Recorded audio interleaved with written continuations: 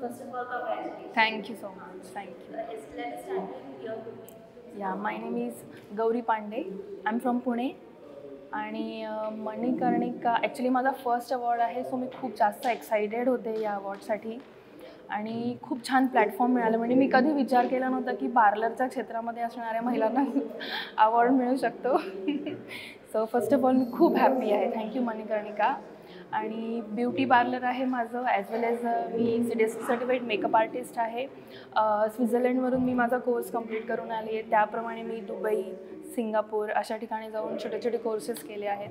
माझ्याकडे कॉर्पोरेशनच्या काही स्कीम्स असतात, ज्यात मी महिलांना, मुलींना ज्यांना शिकायचं आहे त्यांना फ्रीमध्ये त्यांचे कोर्सेस घेते, त्यांना प्रशिक्षण देते. तसंच त्यांना त्यांचं पार्लर सुरू करायसाठी छोटीशी हेल्प कशी करता येईल मला याबद्दल कार्यरत आहे.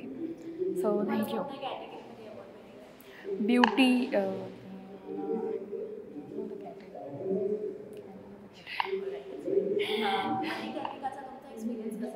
खूप छान एक्सपिरियन्स होता. मी तसं आधीच सांगितलं म्हणजे जेव्हापासून नॉमिनेशन्स सुरू झाले तेव्हापासून प्रत्येक वेळेला आम्ही फोन चेक करायचो की काही मेसेज तर मिस होणार नाही माझ्याकडनं.